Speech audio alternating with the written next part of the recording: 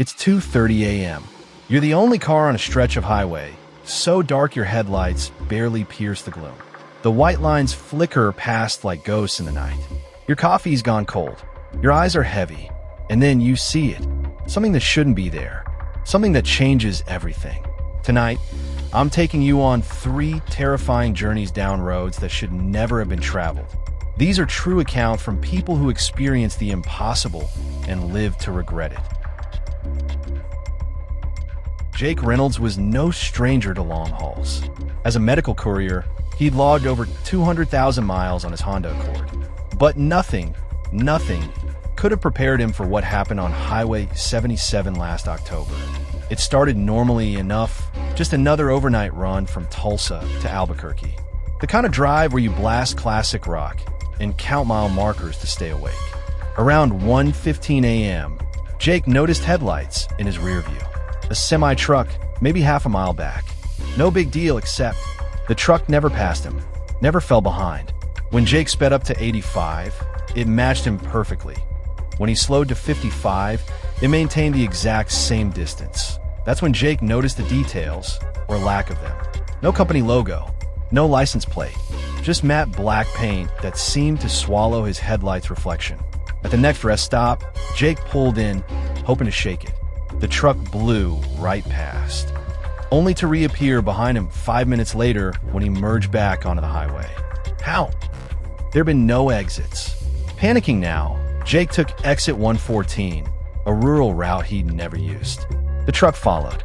His hands shook so badly he nearly missed the sheriff's station. As Jake screeched into the parking lot, the truck stopped across the street. And that's when he saw the impossible.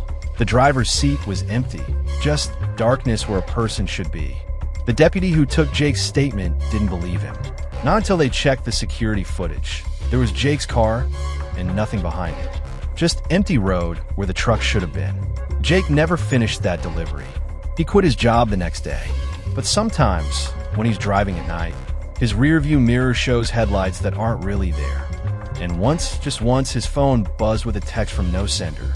We're still watching your mileage. Sarah Chan will tell you she's not the kind of person who picks up hitchhikers. But on the night of November 17th, 2021, something made her stop. She was driving through the Appalachian Mountains when the storm hit. One of those biblical downpours where your wipers might as well be spoons.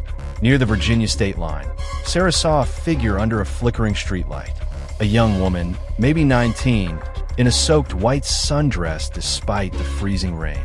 Just to the next town, the girl whispered as she slid into the passenger seat. Sarah noticed 3 disturbing details immediately. 1, the girl wasn't shivering. 2, her bare feet left no puddles. And 3, the car still smelled like Sarah's vanilla air freshener, not wet fabric. When Sarah asked her name, the girl just pointed ahead. There, that's where it happened. They were passing a sharp curve with a makeshift memorial, flowers, photos across. Sarah's blood turned to ice when she recognized the face in the photos. Her passenger.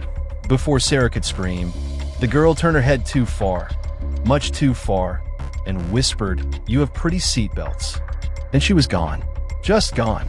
But on the passenger window, fogged up from breath that shouldn't have existed, were 2 words: check back seat. Sarah didn't look. She never will.